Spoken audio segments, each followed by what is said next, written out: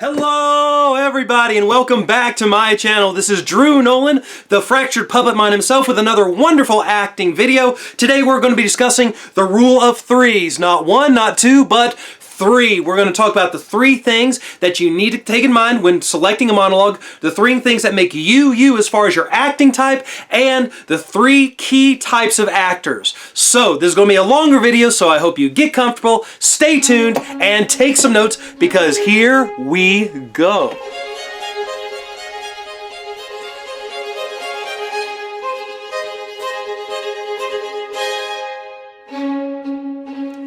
Hello everybody, this is Drew Nowlin again. Thank you so much for sitting through that wild intro. I just tried to energize you all because these videos are meant to be entertaining, but I do have to take these off right now. Hi, good to see you and welcome back to my channel. As I said in the intro, today we're going to be focusing on the rule of threes. Let's put it up there, the rule of threes. Specifically today, the three things that you need to keep in mind when selecting a monologue, the three things that make your acting type, and then finally the three key acting types that you'll see in film and television. So let's start with when you're going to that big, beautiful, wonderful hurdle called the audition.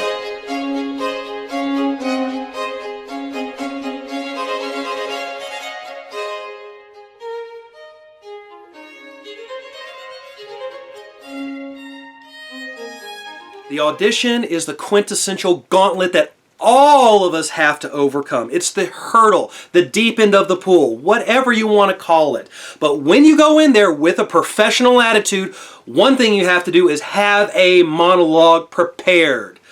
But what makes a good monologue for an audition? Let's go ahead and throw it up on the screen. These are three of the basic but most fundamental guidelines about what kind of monologues to select when you're going to an audition. Number one, make sure it speaks to you. Make sure it's entertaining and evokes some kind of emotional response in you, and thusly it will elicit an emotional response for those people you are auditioning for. That's basic, rudimentary. Okay? Agreed? Excellent. Number two, if you select a monologue from your favorite movie or television show, you are forbidden from watching that specific episode or that movie so long as you're auditioning with that monologue. Why? I'm not being malicious. I just don't want you to imitate an imitator. I don't want you to try to redo what that actor or actress did. That's not what this is all about. This is your role now. I don't care how many millions of dollars they made while doing that role. It is yours. You make it real for you, and the people you're auditioning for will thank you for it. I promise. And number three, well, you can read it down there, can't you? Make sure you only have 60 seconds worth of monologue. 45 minimum, 60 seconds max. You only get 1 minute, literally 1 minute for a normal audition. Make it count, make that lasting impression, and please keep it professional and entertaining.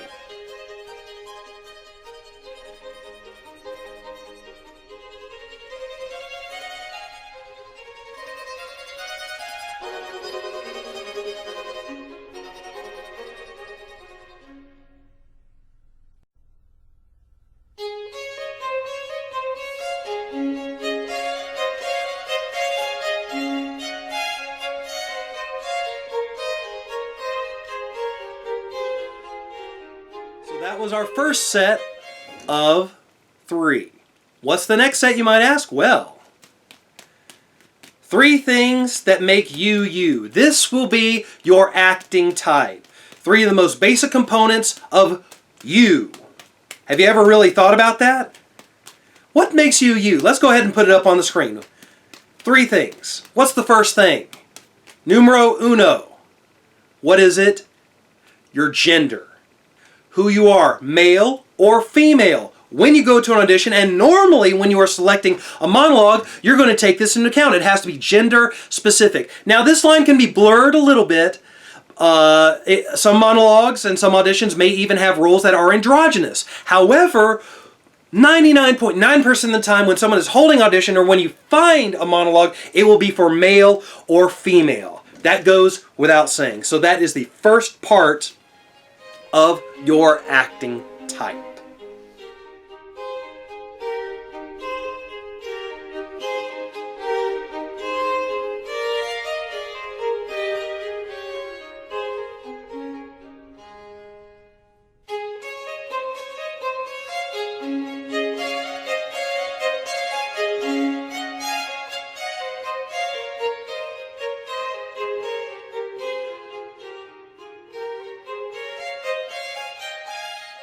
So, what is the second part of your acting type? Numero dos. What is it? Well, some of you may have already guessed, but let's put it up on the screen. It is your age range, not your age. Your age range. Well, what's the difference? Age is actually nobody's business except yours. Once you've reached the ripe old age of 16, you don't even need to put it on your resume anymore, because technically in this industry, you are a working adult. Yes, you are. I promise. So your age has nothing to do with it. What matters is how young or how old you can play without excessive makeup or prosthetics. That's the only thing that should concern them. If you can do it realistically, that's it. That's your age range, simply. No problem, right? Normally our age ranges fall somewhere between 5 to 6 years before our ages and 5 to 6 years after our ages. For instance, if you were 26, the youngest you can play is probably 20. The oldest you can play may be 32. But that's not set in stone. I'm sure a lot of you are told you either look younger or older than what you are. Well, that in this business can be a compliment no matter which side of the scale. So, know your age range. And if you don't know, ask one of your instructors, a teacher, someone you trust. Don't take it personally. It's constructive criticism. And remember, you asked.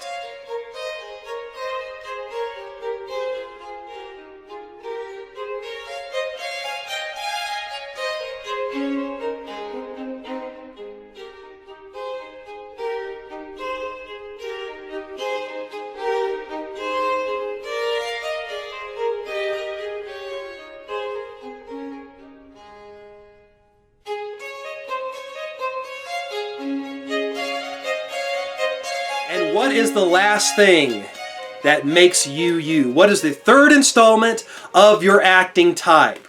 Well, it's this one right here. Can you see that? Yes, indeed. The world goes round and round, and the last thing that makes you you is your ethnicity.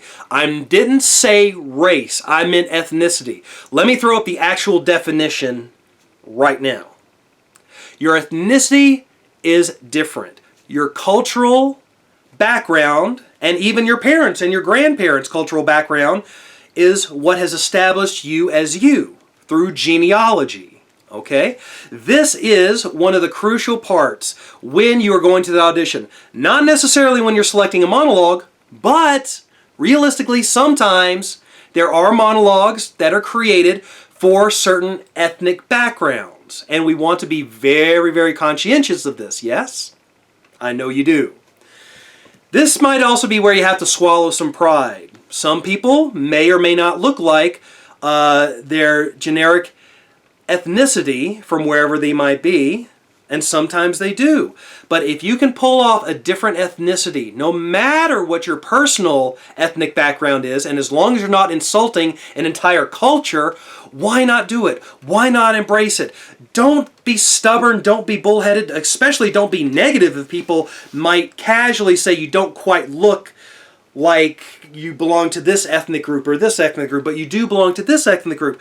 Don't take it personally. Do not be offended. If you can pull it off, it's a business, and we're in the business of entertainment, right? The audiences don't want to think. But these three things, your gender, your age range, and your ethnicity, all come into one shining person, which is you.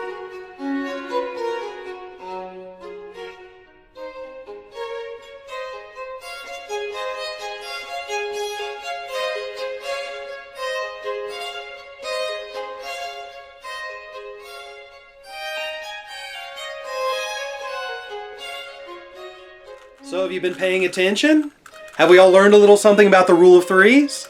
The 3 guidelines for selecting a great monologue, the 3 things that make up your acting type, and the last thing, what could it be?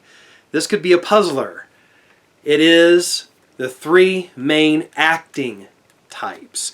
Not to be confused with your acting type, but the 3 types of actors in film and in television. Let's take a look at what they are right now.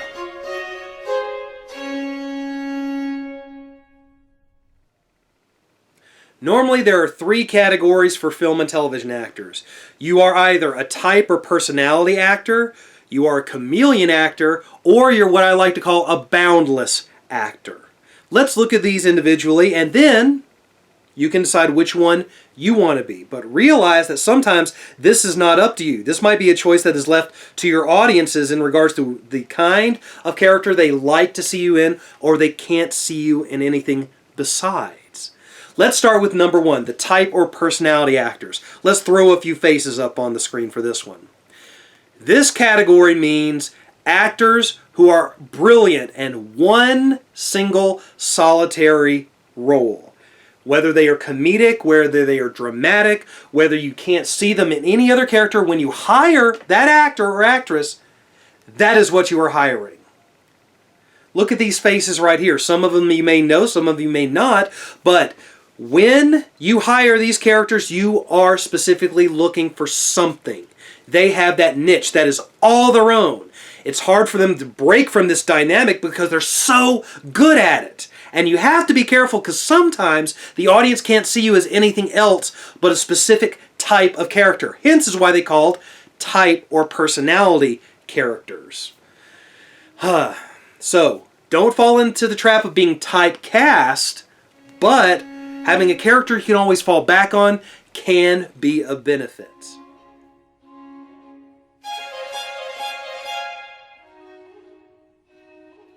So the next category would be chameleon actors and actresses. And as the name implies, what do you think it means? Let's throw some faces so that we can go along the same path here.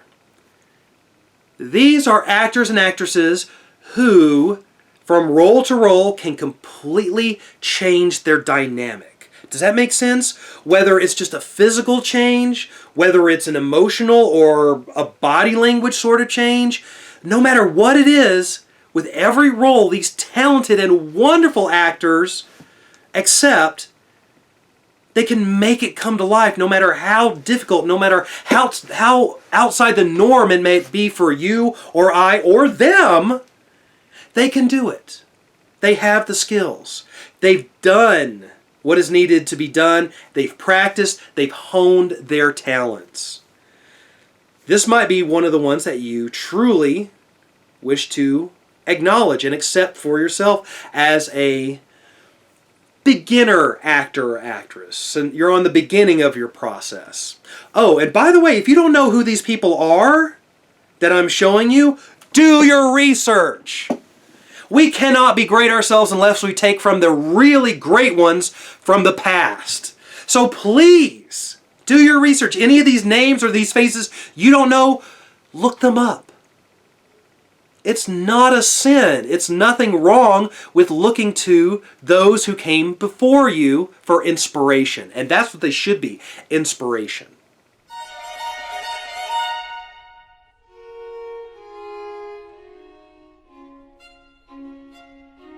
So how did you like chameleon actors?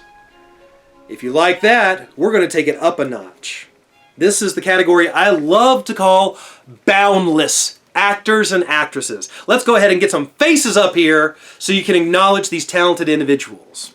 Well, what do I mean by boundless? Well, here's my definition.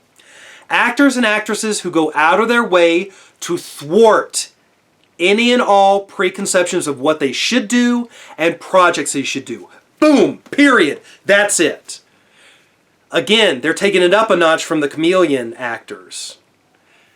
They will inherently change their looks, their performances. They will stay dynamic, but they will not be clumped into any stereotypical category by their fan base or anybody else. They go out of their way to just do the work, to take on those roles and those characters that some people may say are very, very risky.